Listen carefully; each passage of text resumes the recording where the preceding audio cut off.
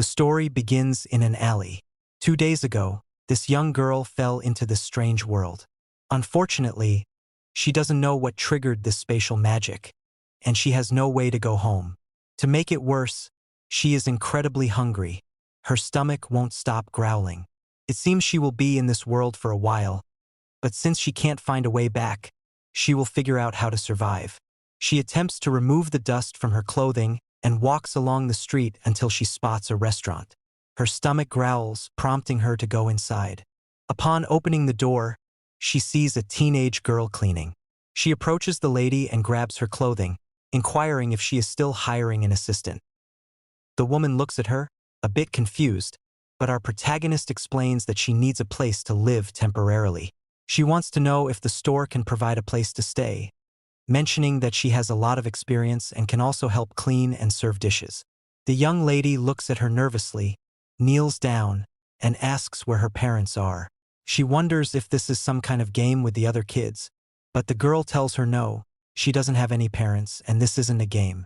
She's serious and wants to know if she's still hiring, as she really needs a place to live. The woman pats the girl on her head and tells her to wait for a minute.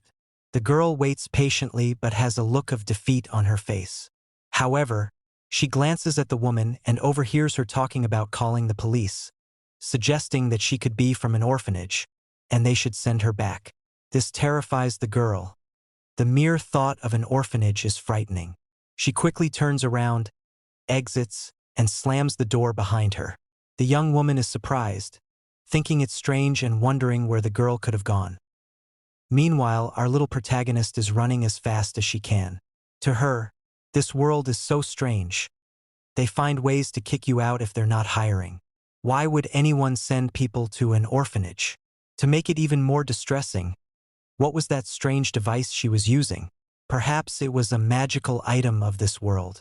Suddenly, she hears a sound. It's a kitten meowing as two people pass it by. They stop, thinking it's a cute kitten and consider adopting it. However, the husband tells his wife that she can't even take care of herself. She questions if he isn't the same, expressing her desire to bring it home as it's so pitiful. Hearing this, the man reluctantly accepts.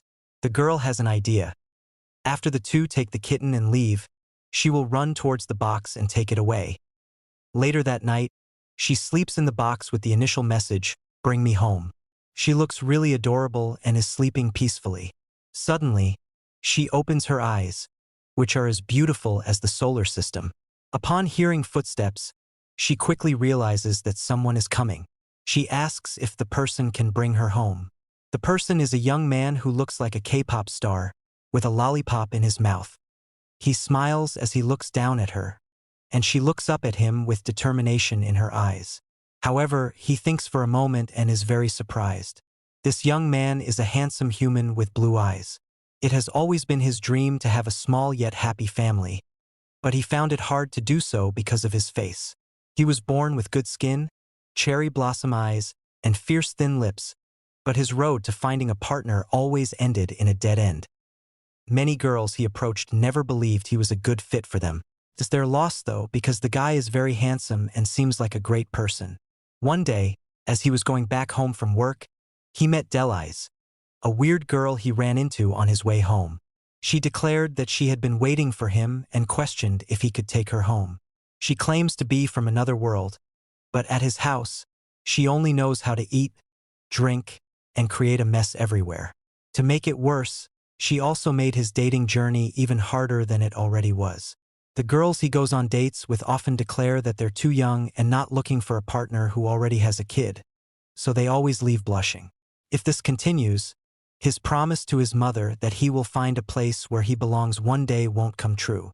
He has to figure out how to throw out this little witch, but strangely, he feels like the life he has always wanted seems to have already been achieved. For now, what should he do with this situation? In a cafe, a pink-haired girl apologizes to Mr. Aze, saying she doesn't believe they are a good match for each other. He inquires why, thinking she must think he's a total scumbag, and that's probably why every blind date he goes on ends in total failure. His good side tries to reassure him that it's not like that. Not everyone thinks that way. At that moment, she glances at Delise, who is holding two white flags in her hand behind them. The pink-haired girl declares that she can't date a man who has a kid. He wonders what's happening now. What kid? When did he have a kid? Suddenly, he turns around and sees Delizes. He gets angry and asks why she followed him. This is his 8th blind date. He thought this time he would shake off his single status, but it got derailed by this little kid. He had told her to stay at home as he would be home soon. However, she declares that she was afraid he was going to fail. She saw that he was very nervous before going out. Also, she learned this from a cartoon. He's angry, but he gently pats her on the head and asks if she knows what a blind date is. She even courageously ran all the way here to cheer for him. Suddenly, he bops her head a bit harder, commenting that she learns quite fast. It hasn't even been that long, and she already knows how to write. She thinks she's being praised, but that's not the case.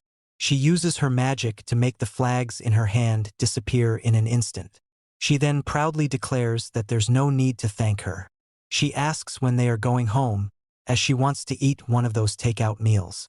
However, because of her earlier magic trick, everyone is staring at them in awe. That's the power of a witch. He had told her many times not to use magic when they're outside, but he decides to take her home. Why did he adopt a little witch? To understand that, we have to go back a few days. 5 days ago, at his workplace, it was nearing the end of the day. He felt really tired and was happy that he could go home after a hard day's work. A young lady comments that he's leaving work now. He turns around and states that it's rare that he doesn't have to work any overtime. He walks away, declaring that he'll leave first and see her next week. The girls gush over him, declaring that he is really the most handsome man in their company and seems so reliable and hardworking. However, another lady comments that she shouldn't be so enchanted by him, as that charming face of his can't be controlled. On his way home, he wonders where he is in the game he was playing, but suddenly his phone begins to ring. He answers the phone and asks what's up. At a party, 2 boys and 2 girls are having drinks and having fun. Lou tells him that it's good news. He arranged another blind date for him. This is already the 8th one. If it doesn't work out again, he probably needs to go to a temple to worship. But Aze declares that he doesn't believe in such things, though he thanks his friend anyway. His friend questions why he's being so polite to him, as he's working so hard in the city all by himself. His from Lou has to look after him, but he needs to go out more. How will he find a partner if he's always staying at home? This makes Aze a bit angry, and he begins to walk past the girls at quite a speed. He tells his friend that he's not talking with him anymore. However, he quickly realizes that he just passed a little girl in a box. He's surprised and wonders why there's a little girl here. That's when she opens her eyes and realizes that there is a guy with a magical aura in front of her. That's when she asks if he could take her home. That was the first time he met Delizes. He didn't know at the time just how much his life was about to change. He wondered what she was saying, and she wondered why he wasn't saying anything. He pondered why she was so dirty. She could be an orphan, or maybe she lives on the streets, or did she run away from home? All these thoughts rush through his mind.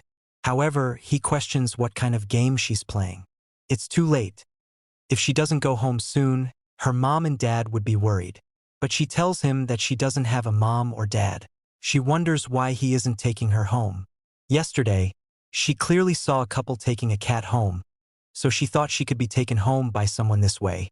Maybe she made a mistake. Suddenly, she realizes she's so tired and hungry but has nowhere to go. She inquires if he can take her in. She begins to meow, with slight tears coming from her eyes. This surprises him, and he believed that it must be a scam. There must be a professional beggar with her to go as far as to use kid. But he declares that he won't be fooled and that whoever she is, she should find a different target. As he walks away, she screams, "Don't go!" She attempts to run after him, but her leg gets caught in the box, causing her to fall to the ground. She raises her head and declares that she's been waiting for him all day. It's so unfortunate that she's in this predicament because she accidentally touched a magic array and fell into this world. Now she can't go back.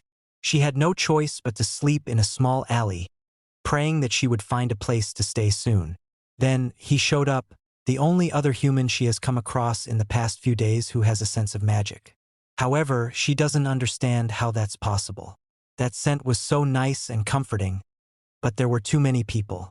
All of a sudden, he disappeared, so she decided to wait for him to come back, which she did until now. That's the situation. Upon explaining this to him, she questions if he is willing to take her in now. However, he refuses, telling her that the scent of magic she's talking about is nonsense. He thinks to himself that since she is living on the street, it's better to let the police deal with this. Because he rejected her and told her that what she said was nonsense. Her heart was broken. She fell to her knees, injuring them and causing them to bruise. Upon seeing this, he was surprised, commenting that she was bleeding. Her stomach was also growling, and she told him that she was really hungry, so hungry that she was crying. This made him feel incredibly guilty for leaving a poor child on the street. What a monster he felt like. However, because of his uneasy conscience, he decided to take her home, give her something to eat and treat her wounds, but only for the night. He would send her away tomorrow morning. This was what she had been waiting for, the chance to be taken home.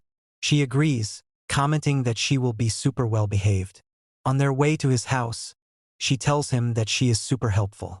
Not only can she perform witchcraft, but she can also sweep the floor, fold blankets, carry plates, perfectly organize magic potion bottles, and she's also very good at catching lizards. Unfortunately, he's not very good with children at all. When he was younger, he used to love wizards. He even used to watch shows about them with his mother. When he was at school, he told the other children that he wanted to become a magician, but they all laughed at him. But having magical powers was really cool. He wanted to be one so he could protect his mother.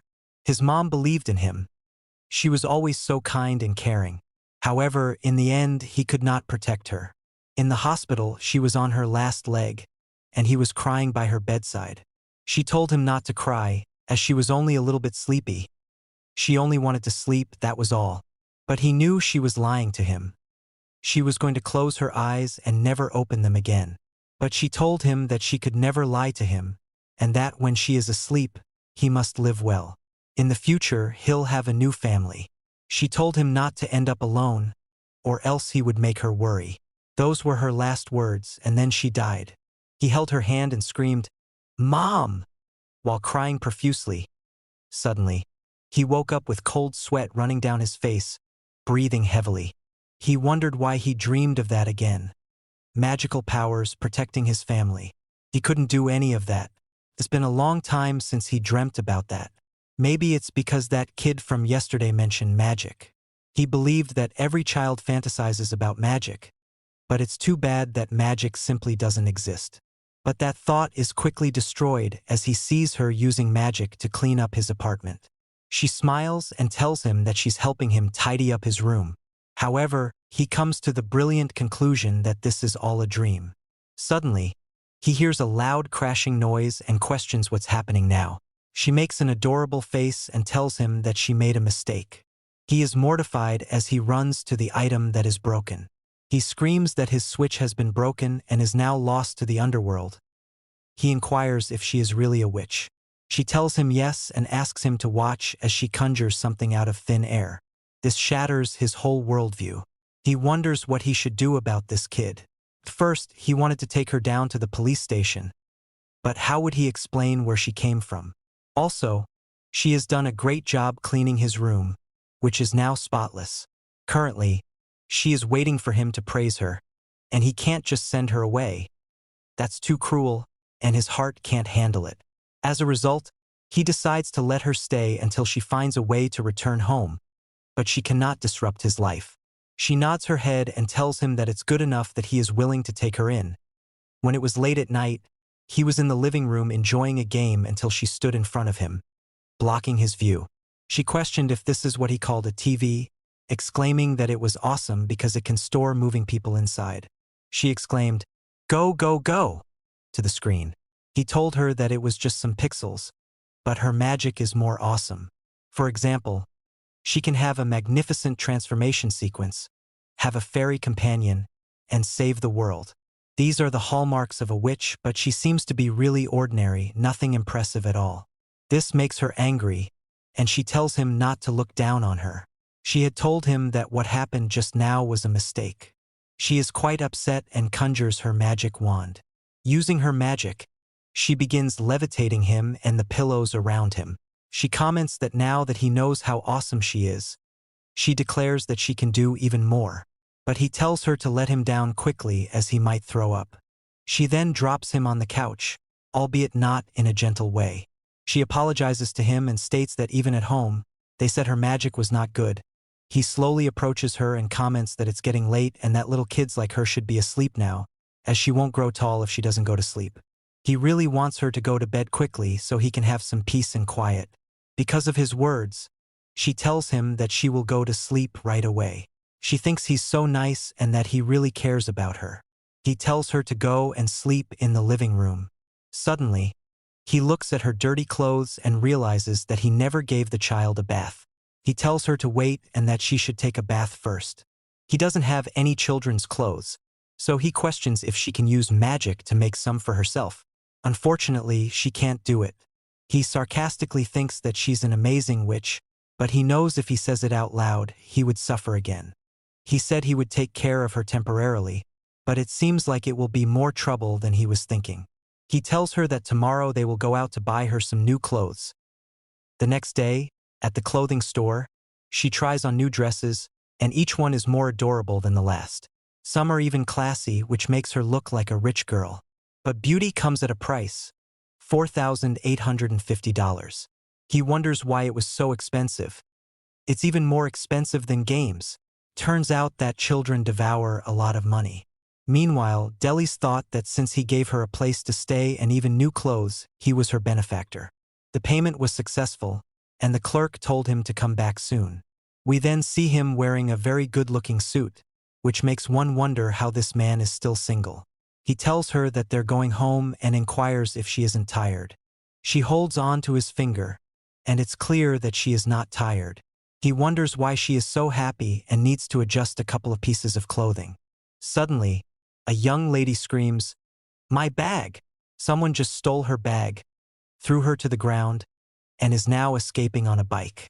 He helps her up, and Delis declares that she will help get her bag back. She conjures her magic wand, and she is very angry. This makes him very uneasy, as he knows she cannot control her magic. Seeing that she was serious and wasn't playing, he quickly grabs her. He nervously laughs and tells the girl that she's just playing with magic tricks. He whispers to Delis that she can't use her magic outside as she cannot let people see her. She is very furious, but he calls the police and tells them that at the intersection, a young woman's bag was robbed. But Delis was determined. She was angry and told him that she would snatch back the lady's bag. But he grabbed her and questioned how her two legs could be comparable to the other person's two wheels. She comments that the bad guy will get away. He looks left, where the girl is nervously looking at him, and then looks right, where Delis is trying to escape his grip. He gets a bicycle, puts her on the back seat. He tells her to hold on, and when they start riding, she is impressed and exclaims, "That's cool." However, the thief is getting further and further away. He wonders if he's gone insane. Why is he using a bicycle to chase a motorbike? Delis comments that he looks very tired and wants to help, but she cannot use magic outside, as he had told her. Then she remembers there is a loophole. All she has to do is not let people see her. She conjures her magic wand and uses her magic to make the bicycle go faster, so they can catch up to him. To his shock, they zoom right into him. In the end, the person who comes out on top is Delis, and the thief is taken away by the police officers. Meanwhile, Zay rubs the back of his neck, commenting that it hurts. He inquires if when she uses magic, she could be more gentle, as she is hurting her allies too. She tells him that it was just a little messed up and it seems like the speed was too much. He notices that because of the accident, she has dirted her new clothes. Meanwhile, the girl bows to him and declares that she can't thank him enough. He replies that it's no problem, even though the magic was uncontrollable. He pats her on the head. Suddenly, he gets a message on his phone. His friend has introduced a new lady to him, Miss Chun. She suggests they visit a new tea place that's opened on Donghua Street, where the food and atmosphere are good. Miss Chun is interested in trying it so they could meet up there. Luckily, he's free tomorrow after work. He tells Delis that tomorrow he has to go to work and then on a blind date, so he'll be home late. In a serious tone, he tells her that she can watch cartoons at home, but she's not allowed to use magic to make a mess. She wonders what a blind date is, but is happy that the chance to repay her benefactor has arrived. When Zay comes back, the entire home shall be cleaned, and it will be a big surprise. She uses her magic to sprout a long and thin tree branch that raises his shirt into the air. She uses magical fairies to fold the clothes, but she's not doing a very good job, as the clothes are messily folded and the floor is wet. Surprisingly, she thinks everything looks perfect. She feels exhausted and decides to watch cartoons for a while. She watches cartoons from early in the day until late at night, when the sun begins to set. She lies down and begins to miss him. She wonders when he's getting home, as being alone in the house is so boring. But before she came here, she was always alone too. Girls would make fun of her. She would study alone all by herself in seclusion. She would watch friends show off their magic skills, fire and wind, as she watched from a distance. She was always alone too, but surprisingly, she didn't feel this way before. Suddenly, she sees on TV a group of people cheering for their favorite person, thanking them for their support. She wonders if the people from this world give others this kind of support. She is inspired by what she has seen, and her eyes begin to sparkle. Later, Zay is getting ready, and his eyes are filled with determination. He cannot fail again. Delis wonders if it's an important event and wants to cheer him on. So later she follows his scent to a cafe. She slowly enters the cafe and is happy to realize that she has found him. She sneaks in slowly, conjuring some rabbit-like ears and waving a flag behind him to cheer him on. But the girl with him notices this and begins to cough. Zay questions if she is okay and hands her something to drink. Nervously, she assures him that she's fine. She comments that she remembered he said he was single and lived alone. He tells her that yes, he's been single for many years and has always been by himself. She tells him that his qualifications are excellent, but she is wondering to herself if he even had a kid that he didn't tell her about. She concludes that he's really a scumbag, stands up and leaves, saying that she is still young and can't accept a man who has a child, so she will leave first. Delis blinks, questioning if this counts as a success. Suddenly, Zay angrily turns around and sees her. At first, their day went well, but it was unexpectedly disturbed. To make it worse, upon reaching home, he freezes in shock. He grabs his clothes and questions why she took them down. He had left them out to dry before he left, and now they are still wet. He wonders if there is a leak somewhere in the house. He opens the door, and to his shock, he is met by a huge tree inside one of his rooms. He is petrified and questions if this is also her doing. She really is a troublesome little witch. He ponders when she will leave his house, but realizing that he is angry, she tells him not to be, as she will go tidy up the mess. He then notices something and questions what it is. She quickly blocks it and tells him that she'll clean it up right away. She wanted to make the prettiest banner to cheer on Zay, but making it took so long for her. Hearing this, his anger dissolves. He tells her to be careful and not cut herself with the scissors. He thinks to himself that she may have ruined things, but her intentions were good. Suddenly, he hears a knock on his door. When he opens the door, his friend Luo stands there and questions when he gave birth to a child and why he didn't know about it. Delis grabs Zay's leg and questions who Luo is. Later, Luo, his childhood friend, watches him intently. Delis is struggling to eat a shrimp and accidentally causes some of its juice to spray on her face. Seeing this, Zay tells her to be careful and wipes her cheeks. She explains that this is her first time eating this and inquires how she should eat it. Zay sighs and peels off the shrimp for her.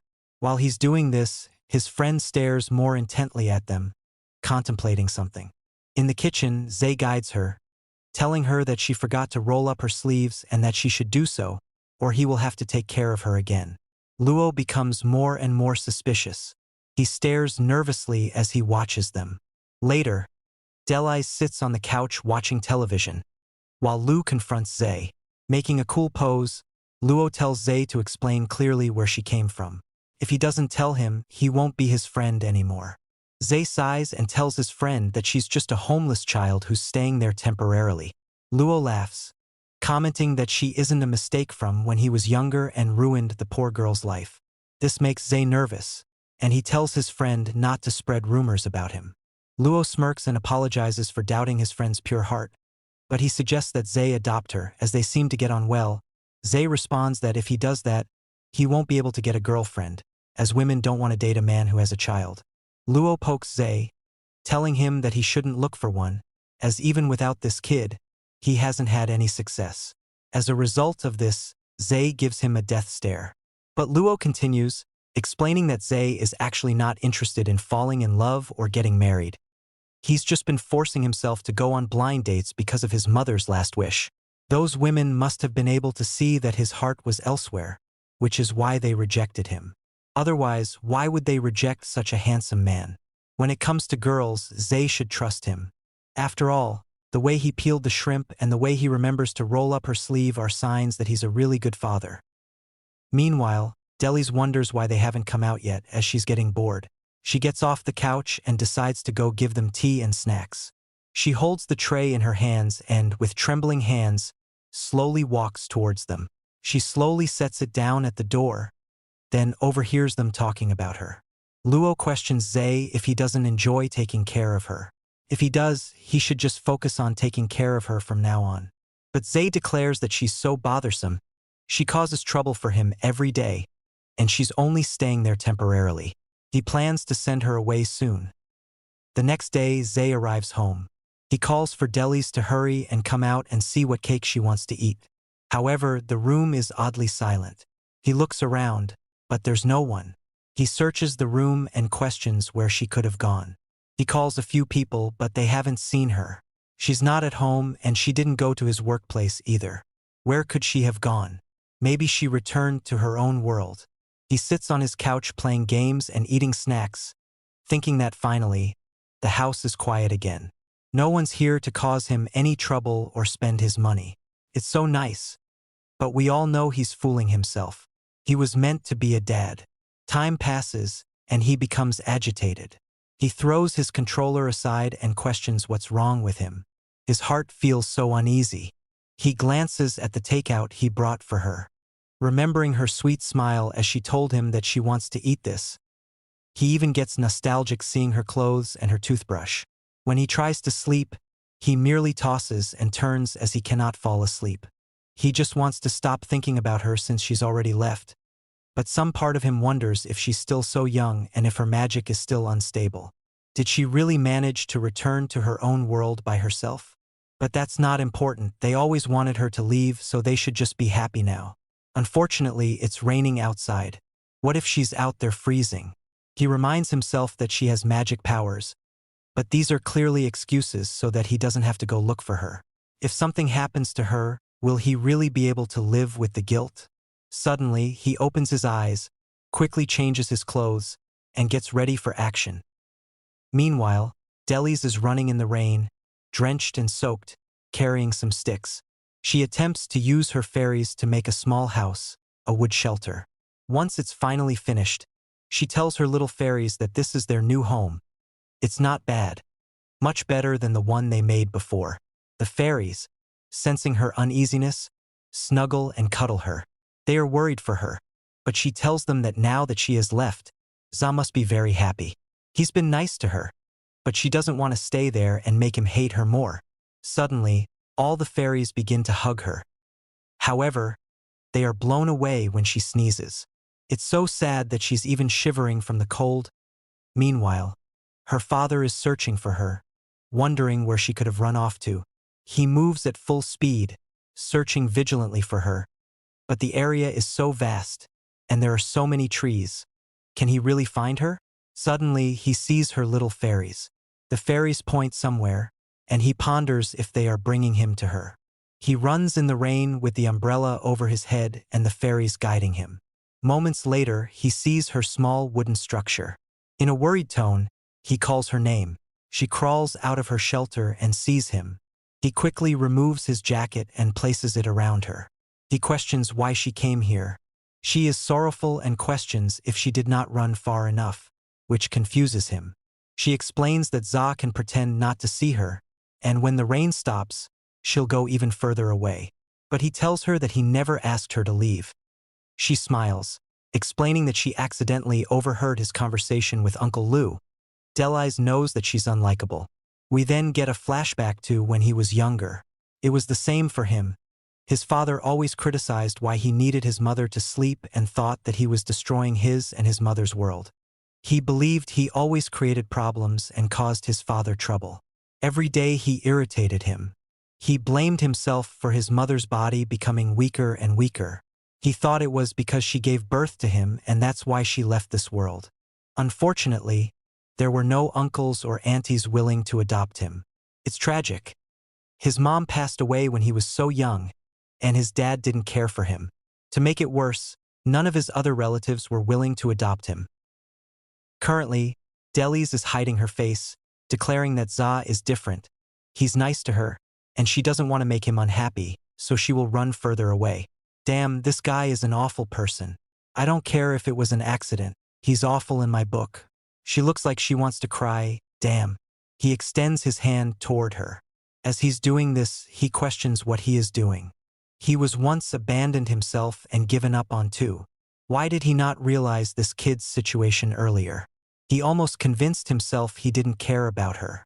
What difference is there between him and that scumbag of a father? Suddenly, the thought of his friend Lou telling him to adopt her pops into his mind. He smiles and questions how she would like to go home with him. This surprises her, but he explains that he never hated her.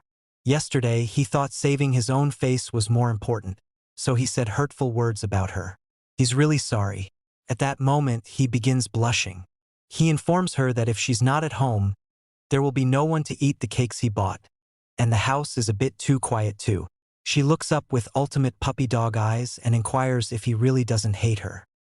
He tells her that he really doesn't, and that she shouldn't stay here getting soaked from the rain. They should go home together. Her face becomes red, and she seems as if she's ready to cry.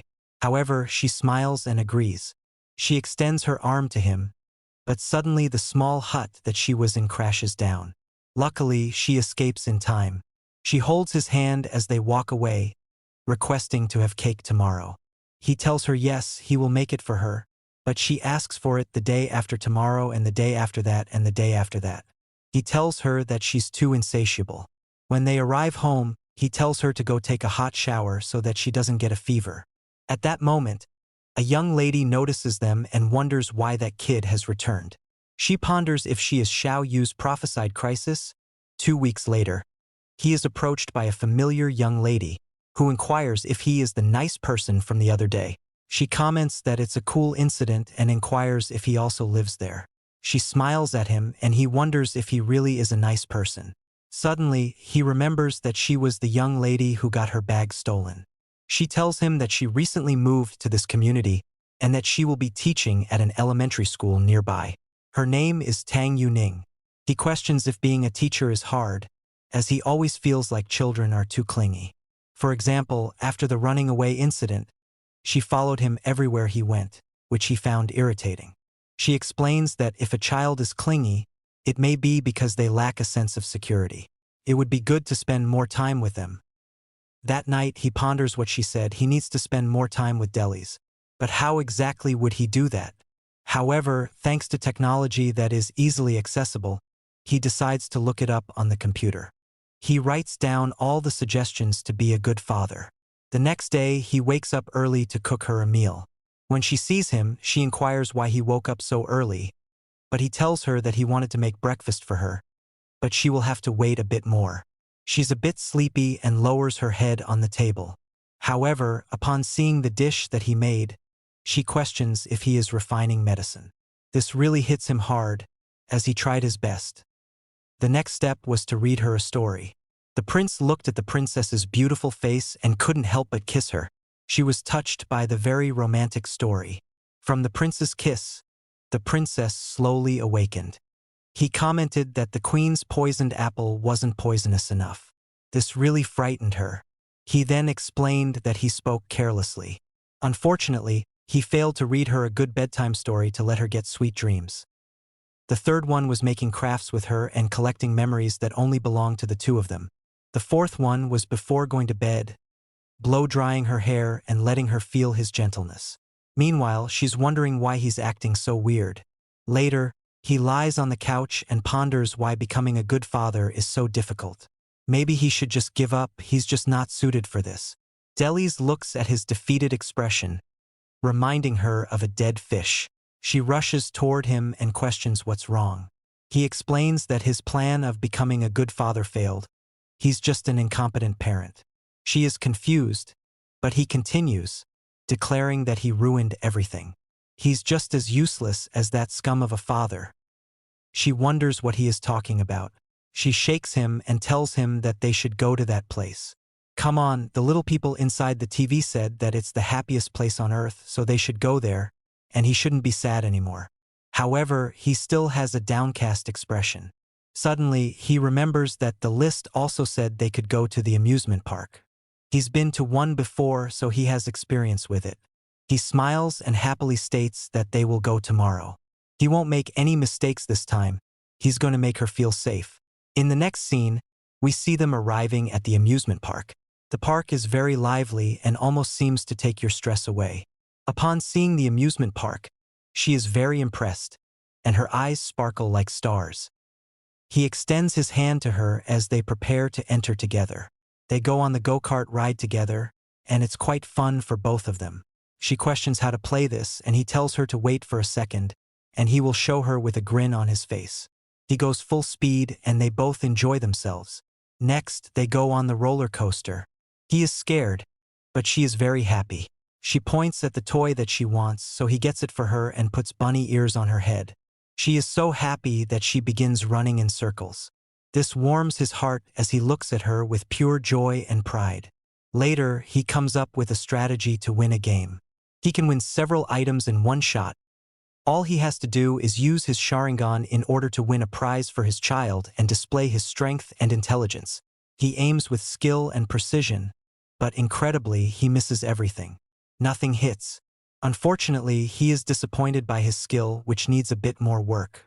Feeling pity for him, the person running the booth gives him a gift for participating, but he tries to calm himself as he still has other plans. As the internet said, when your child feels scared, protect them immediately and give them a firm shoulder to lean on. So he brings her to a haunted house, assuring her that there's no need to be scared. He will protect her. However, she quickly realizes that his hand is shaking. He tries to assure himself that it's a haunted house for children, so it shouldn't be that scary. However, he is scared by a cheap trick, and the life seems to drain out of him, while the little girl is fine. He falls unconscious as the life seems to drain out of him. The ghost still tries to scare her, but she merely stares at it. She leaves the haunted house with him, wondering how this happened. Everything he planned has failed. Suddenly, he sees that she's staring at something. There's a boy with an ice cream cone. He quickly realizes that they can't be at the amusement park without eating ice cream. He tells her to stay in line, and he will be right back.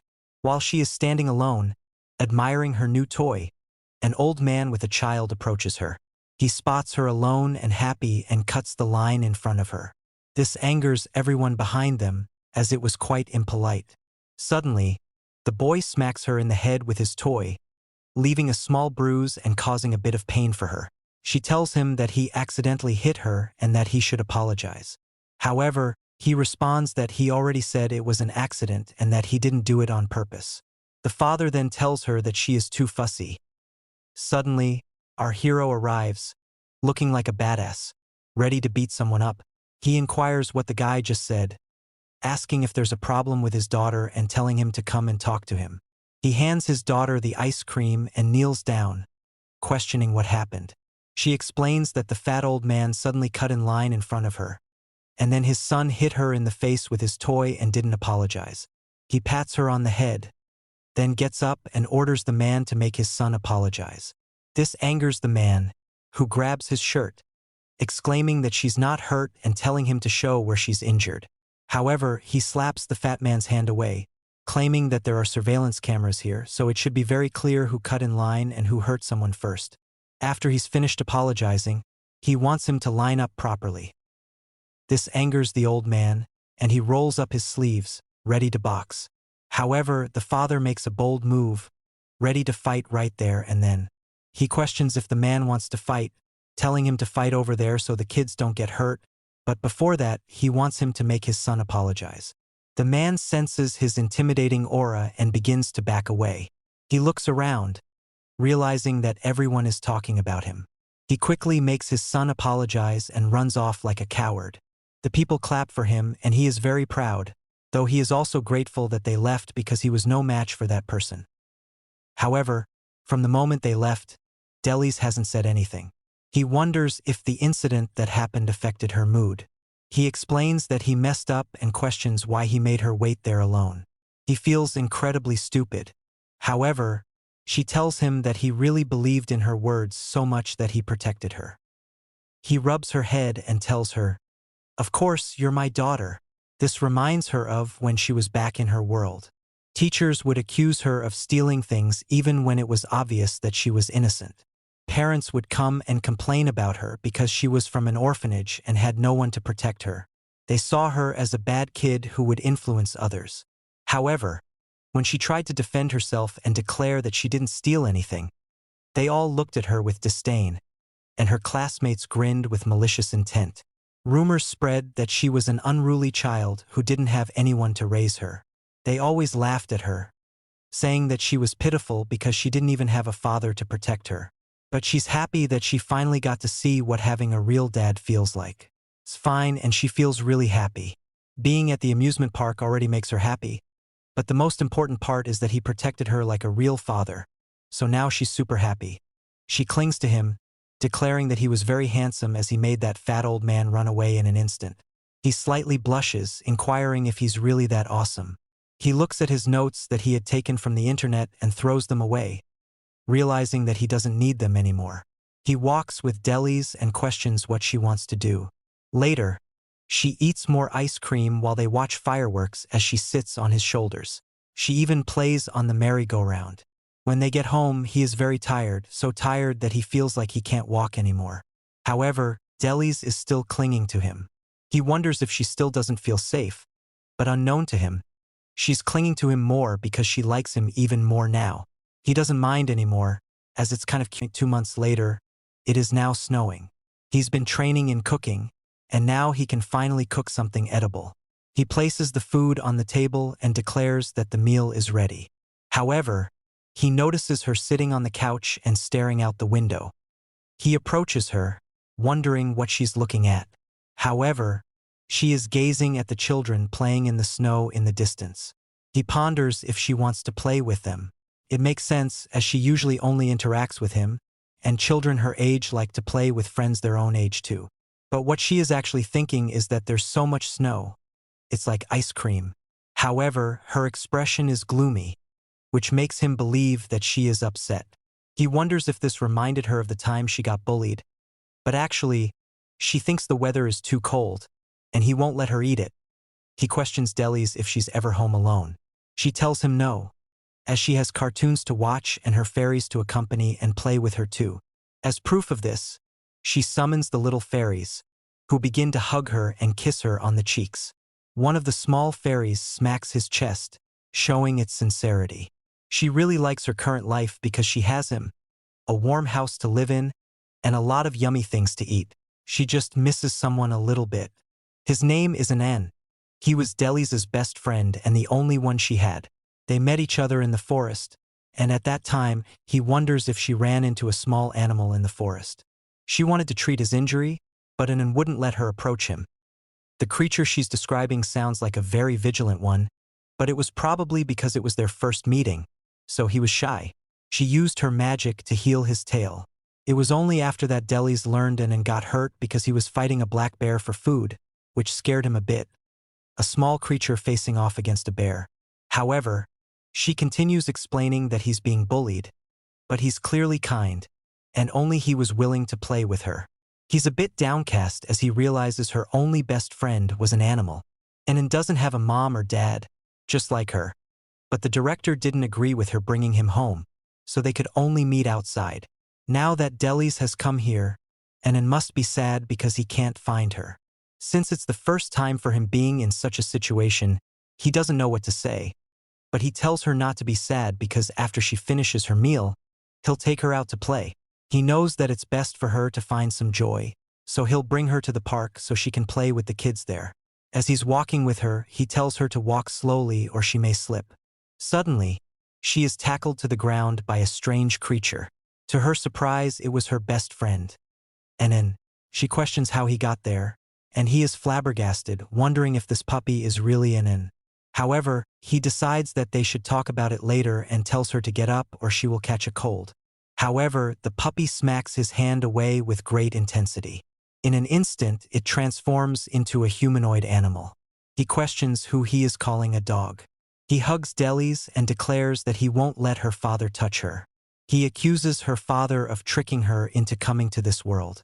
This confuses her father, and he doesn't know what to say. But Anan tells him not to act dumb because there's a sense of magic coming from him. So he's not from this world either. He questions what he was planning to do by kidnapping her. However, Delis explains that he misunderstands. She was the one who accidentally fell into a space-time magical array and landed here. But her father looked after her. What's more important is how Anan got here. He explains that since she hadn't contacted him for a long time, he thought she got locked up by the dean again. He could only secretly run to the orphanage to find her. But she wasn't there either. So he followed her scent and found the magical array. Despite such a short nose, he says he's not a dog. Suddenly, Delis hugs him, commenting that he's awesome. He blushes and states that it's nothing. He grabs her hand and declares that now that he's found her, they should return quickly, and she shouldn't worry as he still remembers the position of the magical array. This surprises her father, who can't believe she will be returning so suddenly. He tries to grab Anan to make him wait, but he suddenly falls to the ground, which frightens both of them. Her father puts his hands in the air, declaring that he didn't even do anything. Delis shakes him, questioning what's wrong. Her father touches Anan's face and realizes that his temperature is very high. Later, Anan lies in bed, and Delis lays by his bedside, extremely worried yet not sleeping a wink. Her father comments that it's so late and she should get some sleep. He'll watch over him from here. But she tells him that she isn't sleepy. She yawns, and he tells her that little kids shouldn't stay up so late, so he'll continue watching him. She decides to go to sleep but insists that when her friend wakes up, she wants to be informed immediately. At that moment, the boy declares in his sleep that he will protect her. Even though this boy is sick like this, he still wants to show that he is strong. The next day, Delis is eating her meal. After she finishes, she declares that she wants to see if her friend is awake. Not surprisingly, her father isn't eager for that kid to wake up too soon because after he wakes up, he will take Delis away. But he doesn't want her to go. Suddenly, Delis declares that Anan is finally awake. Her father watches them from outside as the boy comments that it's because he's too weak that he suddenly passed out. But he's okay now, so they should go quickly. However, her father declares that Anan is still sick, and it's not safe for him to take her away now. But Delis announces that she doesn't want to go back. This surprises him, that she doesn't want to return. She explains that she doesn't want to go back to that cruel place. Aze is like her father and gave her a home. This makes him very happy as his love for her wasn't in vain. However, Anan isn't buying it. He thinks she's been tricked by this guy. He never expected that this man's trick would be so good that she would be deceived like this. Not a single one of these people is good. But she assures him that Aze is kind and he's different. She stands firm in her resolve that she doesn't want to return. He lowers his head and comments that she said he was her friend. He inquires if she doesn't want him anymore, just like his father. Looking at this boy, Aze sees that he's very similar to him. They're both depressed and were both abandoned by their fathers.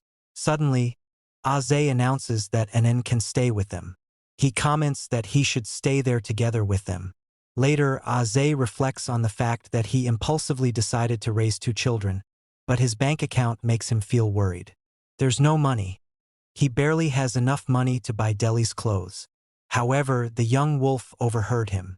He remembers his dad screaming as someone declared that it's been 2 months yet they haven't received their money. His father begs for a bit more time, but feeling so desperate, he grabs his son, declaring that he will sell him. He states that Anan may look skinny, but he can work. Anan cried, declaring that he didn't want to. Suddenly, Aze gets a notification that a mall will be hosting a family event on a day they can win 8,000 yen and $800 in cash, plus a gift bag of children's products. It's not a bad deal. Since Luo-en is staying with them, they'll go out to buy things after he recovers from his illness. However, Luo-en believes that Aze just wants to sell them for money after he recovers. He thinks he can fetch a better price. That's what he believes. He thinks that he will let delis see this person's true thoughts. Later, the boy questions what's happening. They are then welcomed to the family competition event. This time, the event's prizes are sponsored by the following. Omits the 200-word essay about the brand. After a series of elimination rounds, the family who wins first place will also get an additional prize of 5,000 yen. Since they know everyone can't wait all day, they announce that the event has officially started.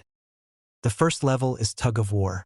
The competition-selected players are divided into teams according to the color they draw. The losing team will be eliminated completely. When the teams are selected, a man declares that his muscles aren't weak, so they'll definitely bring victory to the team. This makes Aze very happy. However, Anan glares at the both of them as they talk about spending the money they will earn. Moments later, the war has begun, and they are struggling in the first challenge. Aze is beginning to doubt if he will earn that money. The boy has come to the conclusion that it's all for money, so he will let Aze win the entire game. The victorious team is congratulated and now will go to the next checkpoint. Two-legged race, blindfolded ball show, Pictionary, only 3 teams remain. They're approaching the grand prize. The next test will see how much the fathers understand their children and finally test whether they are in sync with each other. The organizer will recite the question, the children will tell him the answer quietly, and the father will write down the answer. They will advance to the next level if all the answers are identical. At that moment, Luo has arrived. A man inquires if he wants to take a look at some new designs. However, Luo merely sighs and continues about his business until he notices Aze looking nervous as he is about to start the game. He wonders what's going on. Why is he here? It's hard to believe that his friend would be at a parent and child activity. Also, he wonders who that little boy standing across from him is. Last time it was a girl. The announcer exclaims that all the answers are accurate. The organizer congratulates the father and son for making it to the next round. Aze is grateful that he was able to make so many lucky guesses. There's only one group left on the stage. They're very close to the grand prize. In the last game, the father needs to carry his kid on his back, and the kid who tears off the other party's sash first wins the game. Aze tells Anan to get on his back, and when the time is right, he can grab the sash. However, Anan hesitates momentarily, but Aze quickly puts him on his back and tells him to hold on tight to his neck. Anan becomes sad as he remembers the time when he was young and wanted to be carried by his father. However, his father cruelly cursed at him and hit him with a bottle while his mother cried and begged for her son not to be hit. He remembers watching children being carried by their fathers. Turns out it feels really good. Suddenly, Aze snaps back to reality. Aze becomes sad, thinking about the money, and questions why Anan is suddenly in a daze. It's all over now. His prize money is gone. Another family has already snatched it and won. Delis questions what was wrong with him as he didn't move one bit. He turns his head and tells her nothing, but he himself doesn't know what's wrong with him. Why did he suddenly think that being carried by him felt so warm? He can't be fooled by him. He caused him to lose the money. He clearly won't let it go just like that. Suddenly, his best friend approaches them angrily. He glares at him and wonders if this is his accomplice. Aze questions why Lu is here, but Lu whispers in his ear, asking how long it's been and why he suddenly has a new son and is even joining some family event. Aze tells him it's a long story. He also picked him up on the streets, and now he lives in his house. Lu ponders if Aze's house is now some kind of shelter. He questions if Aze's small salary can handle the cost of 2 children, as he will need to spend a lot. Lu supported his decision to take in 1 child, but now it's 2. Thinking about the situation, he comments that it might be best to send them to the orphanage. But Aze declares how could he do that? He promised to take good care of them. As an adult, how can he not be responsible for them and throw them out? Even if he doesn't have the money, he can just not raise them. They will always find a way. He'll just earn more overtime pay, and also, he has young Master Lu who can support him eventually. But Lu shoos him away, commenting that when talking about love, Aze isn't excited, but when it comes to raising kids, he's the first to bring it up.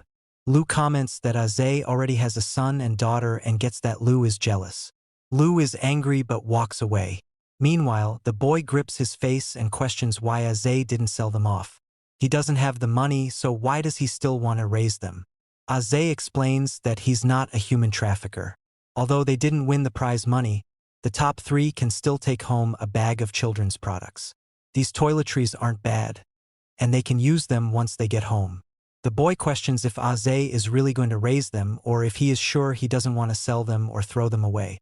Aze rubs his head and questions what's going on in the boy's little brain. Regardless of what he's experienced before, Aze assures him he won't do that. Deli's comments that the boy thinks too much. Aze is really different from the other people they met before. They really have a home now. Suddenly, the boy's ears appear, a sign that he is very happy. He covers his ears, declaring that he's not happy, while Lu stares at him with a worried expression. Lu ponders something as he glances at them but turns around and walks away. Meanwhile, a young lady watches them on a screen and comments that they are very touching while eating some snacks.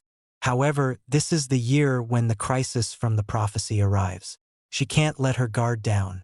She is aware of how dangerous these two can be, and she wonders if they should be completely eliminated. Maybe she should go and test it,